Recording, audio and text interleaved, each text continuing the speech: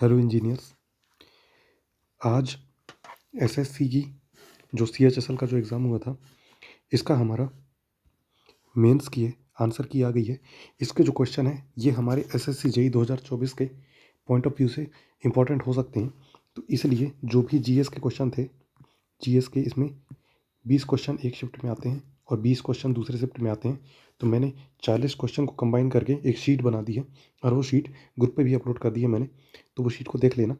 तो इसमें क्या है, जो क्वेश्चन है वो हमारे एसएससी जेईई के पॉइंट ऑफ व्यू से थोड़े बहुत इंपॉर्टेंट हो सकते हैं, इसलिए इसको हम लोग को देख लेना ज़रूरी है। तो इसमें वैसे तो पूरे उससे नहीं आते हैं क्वेश्चन जो जो हमारे एसएससी जेईई में जैसे आते हैं कि history, polity, geography, physics, chemistry, bio, ये सब चीज़ें पूरी कंबाइन नहीं देता है इसमें। इसमें क्या है, कम क्वेश्चन है तो ज़रूरी नहीं है कि सारे टॉपिकों से आ जाए या फिर सारे चैप्टर से आ जाए, कुछ कम चैप्टरों से आ जाता है, तो उनको हम लोग देख लेते हैं। तो देखो, ये तो करंट अफेयर का क्वेश्चन है, पहला क्वेश्चन। उसके बाद दूसरा क्वेश्चन, मूसलाधार बारिश के मौसम में जिसमें अक्सर ओलावृष्टि के साथ प्रचंड हवाओं और स्थानीय तड़ित झंझा देखने को मिलता है, पश्चिम बंगाल में इस प्रकार के तूफान को क्या कहा जाता है? तो काल बैशाखी कहा जाता है। तो ये जियोग्राफी का क्वेश्चन हो गया हमारा। उसके बाद फिर जो जनगणना से भी क्वेश्चन आ जाते हैं, तो जनगणना हम लोग भी अभी कवर नहीं किए हैं लेकिन कवर कर लेंगे। तो भारत की जनगणना 2011 के अनुसार 7 बहनों राज्यों में से मिजोरम में साक्षरता दर सबसे अधिक है। भारत की जनगणना 2011 के अनुसार बिहार की साक्षरता दर सबसे कम है।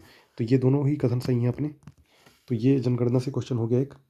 उसके बाद फिर भारतीय रिजर्व बैंक की स्थापना, बहुत ईजी क्वेश्चन है, 1935। फिर पांचवा, ये गवर्नर जनरल और उनकी जो टाइम अवधि है, तो ये हिस्ट्री से क्वेश्चन हो गया है। तो हिस्ट्री हम लोग जो पढ़ रहे हैं, तो मेडिवल हिस्ट्री अभी हम लोग नहीं पढ़ा है, पढ़ेंगे तो ये चीज़ें भी हम लोग पढ़ेंगे, तो ये चीज़ें काफ़ी काम आएंगी। जैसे पहले का पहला ही है, उसके बाद दूसरे का दूसरा ही है, तीसरे का तीसरा, चौथे का चौथा ही है। तो ये एकदम एग्जैक्ट हैं, सीधे सीधे पॉइंट है। उसके बाद ये करंट अफेयर का क्वेश्चन था कि राष्ट्रमंडल खेल 2022 में खिलाड़ियों को दी गई श्रेणियों में संबंधित स्वर्ण स्पर्धाओं में उनके द्वारा जीते गए पदकों के साथ मिलान करके कोड चुनी, कि मतलब कौन सा खिलाड़ी किस खेल से है और फिर उसको कौन सा पदक मिला है। तो जैसे कि विनेश फोगाट का कुश्ती कुश्ती अपन को पता है, विनेश फोगाट का कुश्ती में, और ये महिला भी है। तो इस तरीके से हम लोग डिफ्रेंशिएट भी कर सकते थे, 53 kg। उसके बाद फिर जैसे एक और ये साक्षी मलिक है, तो साक्षी मलिक का ये हो जाएगा। उसके बाद बजरंग पुनिया, तो बजरंग पुनिया का 65 kg, और फिर दीपक पुनिया का ये 86 kg। तो इस टाइप से इन चीज़ों को भी हमको याद रखना है, क्योंकि हमारे में भी इस टाइप के क्वेश्चन आ सकते हैं। उसके बाद लिथियम का व्यवहार मैग्नीशियम के व्यवहार के समान होता है, इस प्रकार की समानता को सामान्यतः कहा जाता है। तो ये डायगोनल रिलेशनशिप, ये वाली चीज़ें भी हम लोग पढ़ेंगे आगे चल के। उसके बाद आयोडीन की कमी से, देखो जो रोग वाली चीज़ें हम लोग पढ़ रहे थे, जो विटामिन की कमी से जो रोग होते हैं हमारे, तो आयोडीन की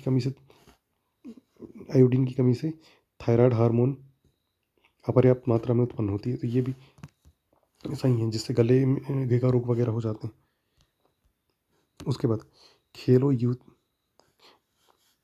यूथ गेम्स 2023 में निम्नलिखित राज्यों का उनमें संबंधित रैंक के साथ मिलान कीजिए कि कौन कौन से राज्य किस रैंक में थे। तो जैसे कि राजस्थान चतुर्थवें रैंक पे था। उसके बाद फिर मध्य प्रदेश तृतीय रैंक में था। हरियाणा सेकंड में और महाराष्ट्र फर्स्ट में। तो ऐसे ये चीज़ें भी, ये करंट अफेयर की चीज़ें हैं। करंट अफेयर में कौन सी चीज़ें कैसी आ जाएँ अपन बोल नहीं सकते हैं, लेकिन जो भी हमारे स्टैटिक चीज़ें हैं, हिस्ट्री, ज्योग्राफी, पॉलिटी वगैरह, वो चीज़ हमको बननी चाहिए।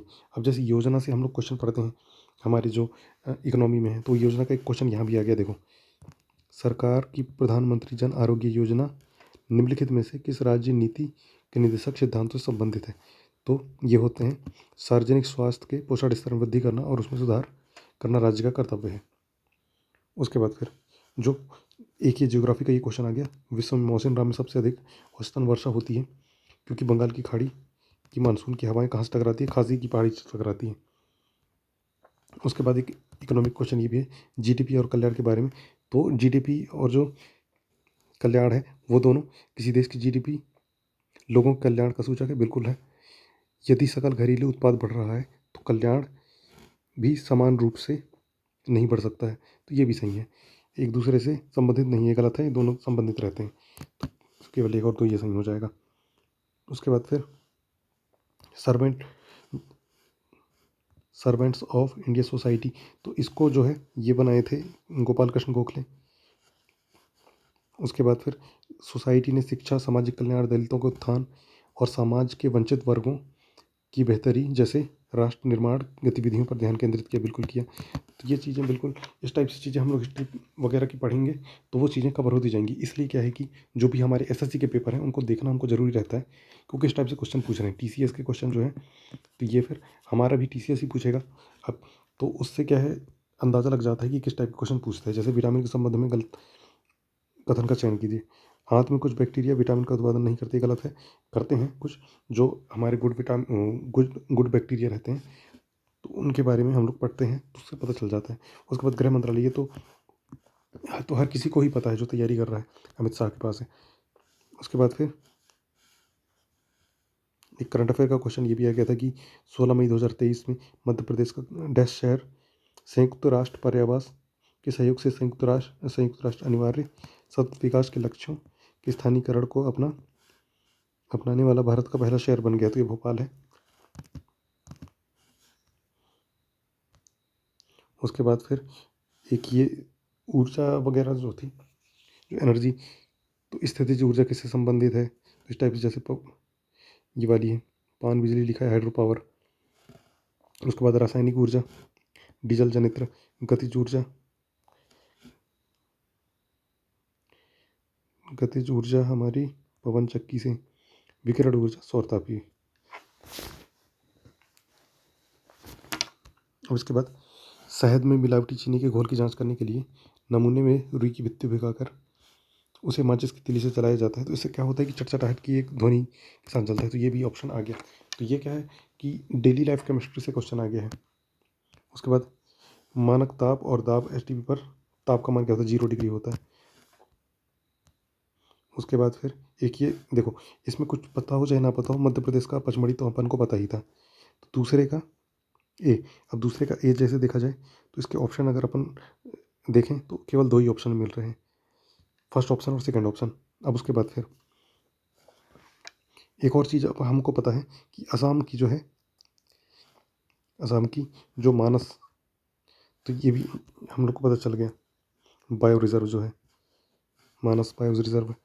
तो वैसे ही 2 ऑप्शन देख के ही एलिमिनेट हो जाते हैं कई चीज़ें। असम की मानस हो गई, अब उड़ीसा बच गया, तो उड़ीसा का सिमिलपाल ये हो गया, मेघालय का हो गया नोकरेक। तो ये चीज़ें इस टाइप से कवर हो जाती हैं। अगर 4 ऑप्शन नहीं आ रहे हैं, 2 ऑप्शन आ रहे हैं, तब भी हम लोग एलिमिनेट कर सकते हैं।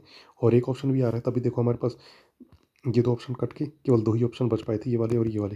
अब इन दोनों में से हमको ढूंढना था, तो इन 4 में से अगर 2 चीज़ भी हमको पता रहती तो हम 100% एकदम श्योर हो जाते, और एक चीज़ पता है तो हम अंदाज़ा लगा के भी उसमें टिक कर सकते हैं। उसके बाद शिफ्ट 2 में जो आया था, जैसे भोजन और ऊर्जा की कमी के कारण होने वाले गंभीर अल्पपोषण को कहा जाता है, इसको सूखा रोग कहा जाता है। उसके बाद फिर ये खेल से संबंधित, अब जैसे कि देखो, अब इसमें अपन को पूरा चीज़ भले ना पता हो, लेकिन अपन को मीराबाई चानू के बारे में पता है, अपन कब से उसके बारे में सुनते आ रहे हैं कि भारोत्तोलन है। अब जैसे अपन अगर देखें कि सी का कौन सा ऑप्शन जो चौथा है, तो सी का तीसरा ये खत्म हो गया, सी का तीसरा ये भी खत्म हो गया, केवल ये 2 ऑप्शन बचे अपने। अब इसमें अपन को देखना है, जैसे मनप्रीत कौर एक तो गोला फेंक आ रहा है और एक आ रहा है अपना धावक, तो धावक तो नहीं है, ये गोला फेंक में है, तो इस टाइप से ये डायरेक्ट आंसर ही आ गया इसका, मनप्रीत कौर गोला फेंक, मीराबाई चानू भारोत्तोलन। उसके बाद फिर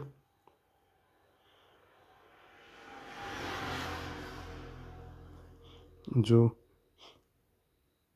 पूजा जाटियान है ये तीरंदाजी, और जो अविनाश शाबले है ये धावक है।